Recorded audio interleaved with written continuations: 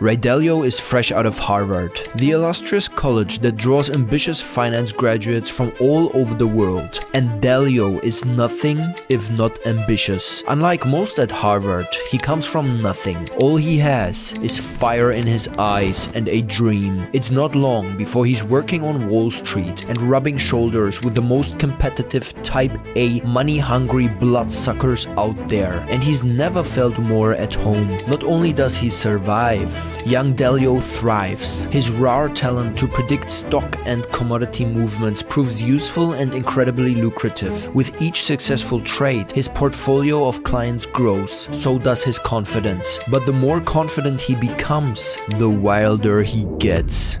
While he gives a lecture at the California Food and Growers Convention, he pays a stripper to drop her cloak in front of the crowd. And when one night he goes out drinking with his company on Christmas Eve, 1974, tensions simmer between him and his boss, and they get into a heated, drunken argument. Who makes the better trades? Who has the faster car? Who has the hotter whatever they argued about, it ended with Dalio slugging his boss square in the face.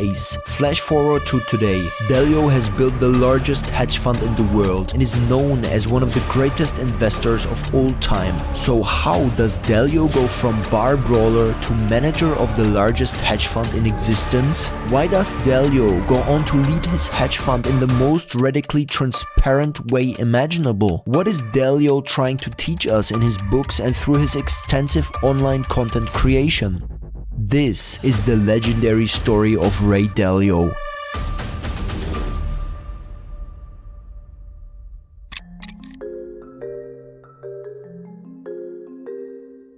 Raymond Thomas Dalio grows up in Long Island, New York. Well, my dad was a jazz musician. He worked late at night, and my mom, loved me to bits. I was very fortunate in that I had a mother who loved me and a dad who had strong character and creativity. At first glance, Ray's a normal kid. He likes to play baseball with his friends and he loathes school. In his opinion, it's a lot of memorizing and not a lot of understanding. He finds the content abstract, theory with no clear purpose. So from age 8, he sets out to forge his own path to success. The ambitious Dalio does whatever he can, mowing lawns, shoveling snow, and notably working as a golf caddy. As it turns out, this job will end up changing the course of his life forever. The US economy at the time is booming. Post-war planners know that the United States has today an immense industrial establishment which, if still in operation at war's end, is capable of providing a peacetime level of employment and prosperity beyond anything America has yet experienced. While most of the world is beginning to recover from World War II, the US comes out of the war relatively unscathed. With its factories intact, the country has never been more dominant, and the surging stock market reflects it. It's all anyone can talk about. Golf greens are well-known hideouts for Wall Street men. Dalio ends up caddying for many, and as they talk about the stock market, he listens carefully. With the cash he saved up from odd jobs, he starts his investing career at age 12. I took my caddying money and I decided I would invest. I didn't know what I was doing. First stock I bought was a company which was the only company I ever heard of that was selling for less than $5 a share. That was my criteria, because I figured I could buy more shares and that meant if it went up I would make more money. Obviously stupid. But I got lucky. The first company I bought was a company that was about to go broke, but somebody acquired it and it tripled. And I thought this game is easy. So I got hooked. After his first taste with success, Dalio's hooked. He keeps trading as the years go on. By high school, he already has investments to the tune of thousands of dollars. Out of school, Dalio decides to go to Long Island University. There, he watches as the Beatles go to India. Are they going to play a concert? No, they are there to study meditation from a yogi. Dalio, naturally curious, learns meditation too, and he's surprised by how much he likes it. Get it? See the giant dragon?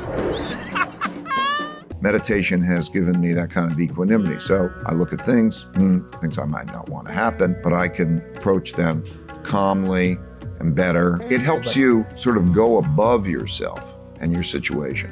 So it's a big deal. It's been a big deal for me. This teenage curiosity turns into a habit, one that he'll rely on for the rest of his life, especially when he has to navigate troubled waters, like a warrior stilling his breath as he prepares for war, and a war of Dalio's own steadily approaches.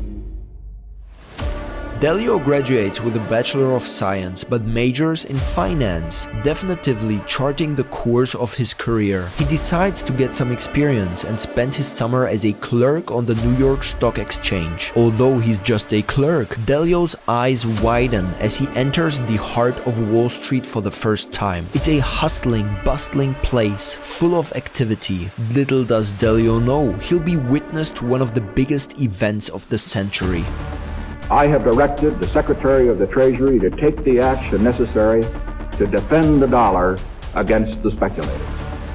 I have directed Secretary Connally to suspend temporarily the convertibility of the dollar into gold. Richard Nixon does the unthinkable. He takes America off the gold standard. Up to this point, each and every dollar could be converted for a certain amount of gold. Now, the dollar is backed by the same thing as Dogecoin, nothing. When Dalio goes to work the next morning, he sees the fallout for himself. Wall Street is plunged into chaos. Dalio expects a market crash, but instead the stock market soars. Now that the dollar isn't backed by anything, its value slumps. Inflation takes off and everything from gold to stocks suddenly rises. Although Dalio has never seen anything like this in his life, he learns that this has happened before. In fact, he takes the whole summer to study similar phenomena all throughout history. Over and over again, he notices that a currency devaluation ends the same way: inflation. Now the stock market's knee-jerk reaction seems painfully obvious to him. For the first time, Dalio spots a pattern and realizes that the economic machine is really just an amalgamation of patterns. Though the economy might seem complex, it works in a simple mechanical way. It's made up of a few simple parts and a lot of simple transactions that are repeated over and over again a zillion times. If he could learn such patterns, understand them, he could predict how the economy would react to certain events. That could mean predicting the stock market, and that, my friends, means a lot of money. After the summer, he goes to Harvard Business School and gets himself an MBA. Then, he lands himself a job as a futures trader at Shearson, a long-standing New York investment banking and general financial advisory firm. As respected advisors to the serious investor, we at Shearson American Express recommend you invest your time before you invest your money. Shearson American Express and the serious investor. During this time, he mostly advises farmers, cattle ranchers about hedging risk using futures. You see, the price of grain, wheat, anything, it's always fluctuating. For a farmer, this is a constant risk in their business. If grain suddenly becomes expensive, their profits take a massive hit. Dalio teaches them about futures, essentially a financial tool to lock in a price for these materials. No more fluctuation and no more nasty surprises. In the background, he's also honing his own skills at trading futures. Although the work he does is important, it doesn't take long before he finds himself at odds with the firm. Dalio feels like the management structure is chafing him. There's constant friction, tensions simmer at Shearson, rising and rising until eventually... Shut the f*** up!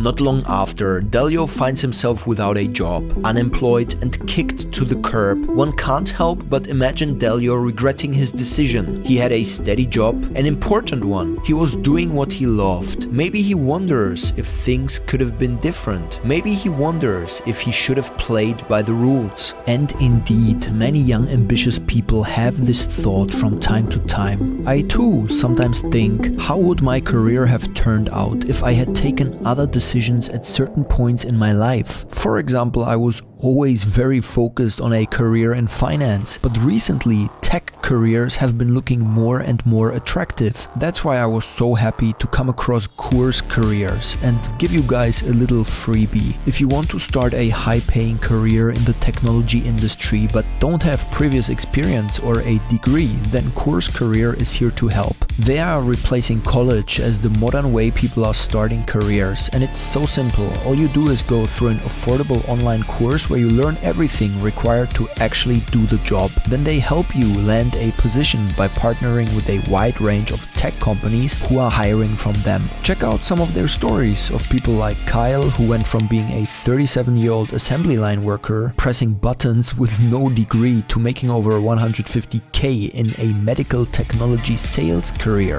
Or Dila, who served duty in the military and didn't know what to do afterwards, to making over 100k as a cybersecurity tech sales rep, working fully remote. So great as a side venture too. Go to CourseCareers.com, link is in the bio, to sign up for their free introduction course where you will learn exactly how you can start a high-paying technology career without a degree or previous experience.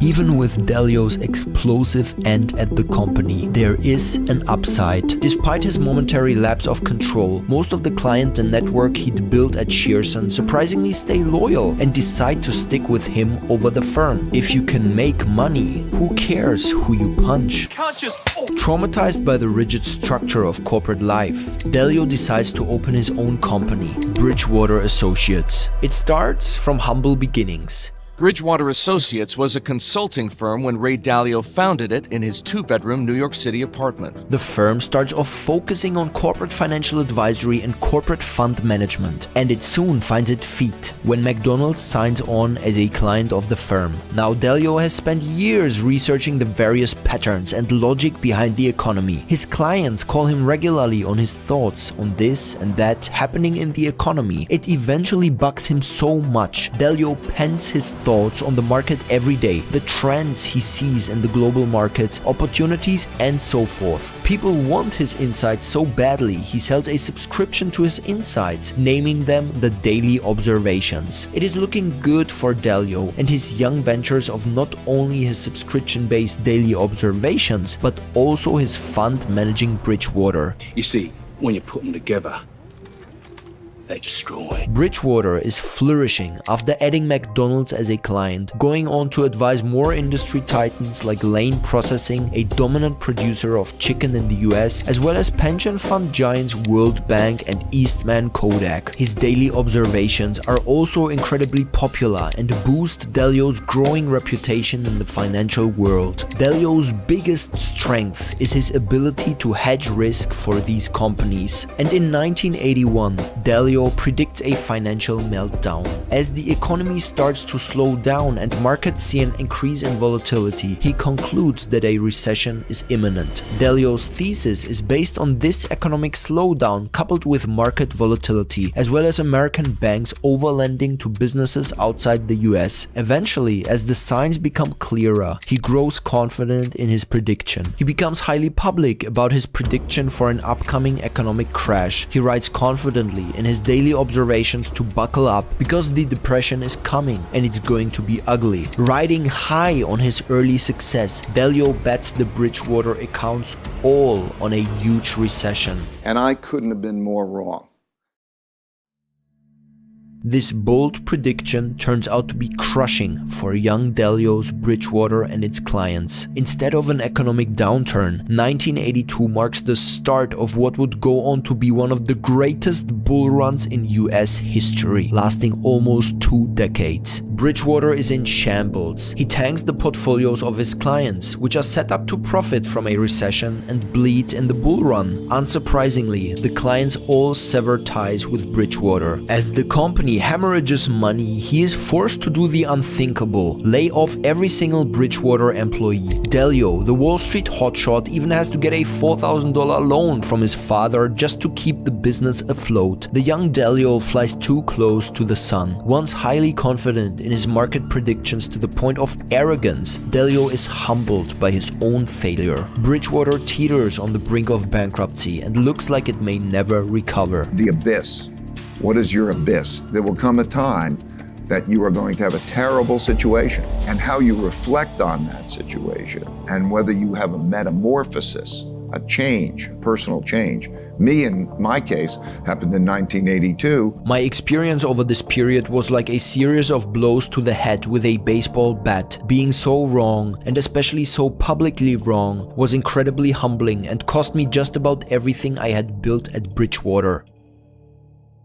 However, this failure would be the turning point in Dalio's career. He himself even goes as far as to say, It was one of the most painful experiences of my life, but it turned out to be one of the greatest experiences of my life because it changed my attitude about decision making.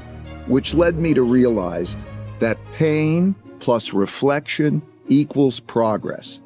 failure may be a harsh teacher, but it's one of the most effective out there. From this failure, Dalio shifts his overconfident perspective to one of absolute open-mindedness. He now knows he needs to have his ideas challenged by others in order to learn and make the most sound conclusions possible. To ensure this, the idea meritocracy is born. Real idea meritocracy, in which the goals are meaningful work and meaningful relationships. Dalio carefully rebuilds Bridgewater with people that are not only intelligent and qualified, but with people that will aggressively challenge his own ideas to make sure he doesn't get too short-sighted or arrogant with his predictions. With idea meritocracy shaping the future of the recovering Bridgewater, the firm turns its strategy in offering a new fund management product, which would become known as Pure Alpha. Pure Alpha aims to invest in companies that the firm deems immune to market movements. The goal would be to have a beta or a market correlation factor of 0 and instead focus, as the name suggests, purely on alpha or on investment gains that are attributed to factors apart from just market gains. Bridgewater was a pioneer by being the first firm to separate alpha and beta.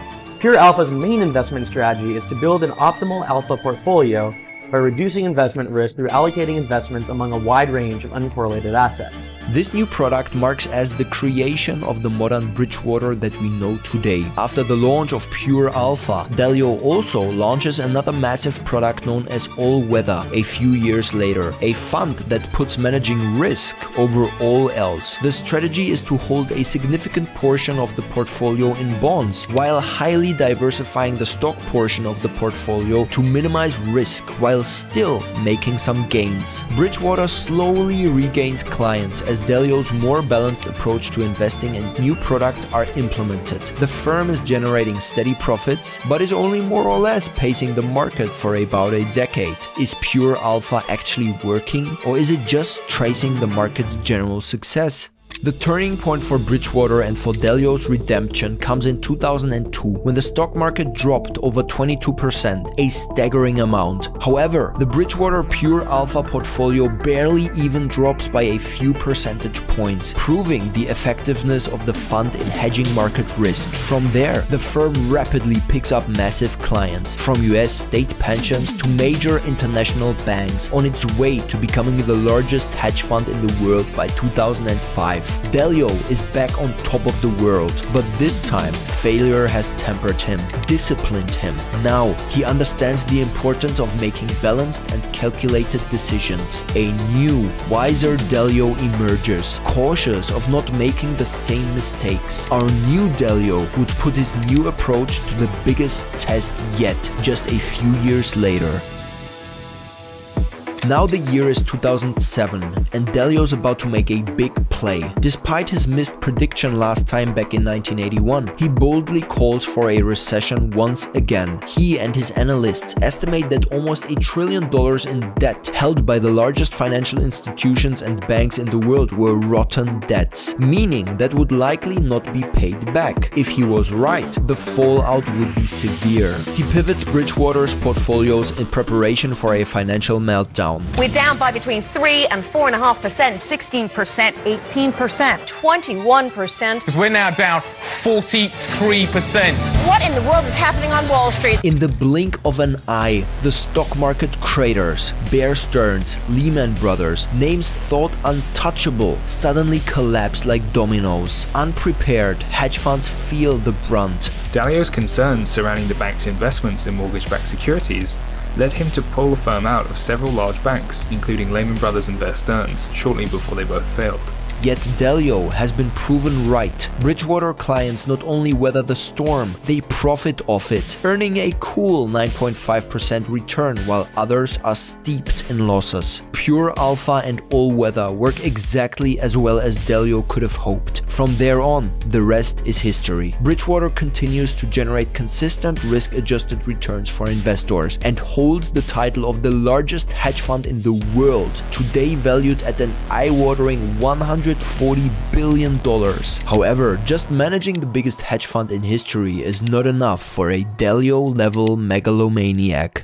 Dalio strives to gain a massive influence to complement his massive hedge fund, following the footsteps of his daily observations from earlier in his career. Dalio writes several books on macroeconomics and investing over the years, such as Principles in 2011. And over these years, I accumulated a bunch of principles that helped me be successful, and I just wanted to pass them along. Central themes include the cyclical nature of the economy and Dalio's corporate management style, two things that we have already seen as being important to Dalio. His team goes as far as to tweet quotes from the books daily. These books exude the wisdom Dalio has today, as the concepts outlined in them are seen as the basis for so much of modern global macroeconomic investing, an investment strategy that has become one of the most prevalent and successful in the hedge fund industry.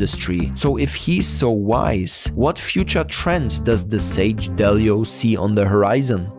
For one, China. The United States is improving at a slower rate than is China for various advantages that they have there. They put out about 8 times as many computer engineers, they have free data, and so on. Despite the recent political turbulence in the country, Dalio has remained a long-time bull on the future of China as a major world economic player. Bridgewater has even taken some serious losses of late on their bets on Chinese firms. But Dalio remains a proponent of a strong China in the future, and the reason for that might be a bit more than meets the eye. Dalio makes considerable efforts to raise funding from ultra-high net worth individuals in China. These efforts are highly successful and contribute to growing Bridgewater's total assets under management value. Is his China bullishness genuine, or is it a ploy to attract Chinese investors? Hard to say, but what we do know is that he is putting his money where his mouth is, as he invests over billions in Chinese companies. However, Chinese stocks are doing worse than ever, given the recent geopolitical struggles.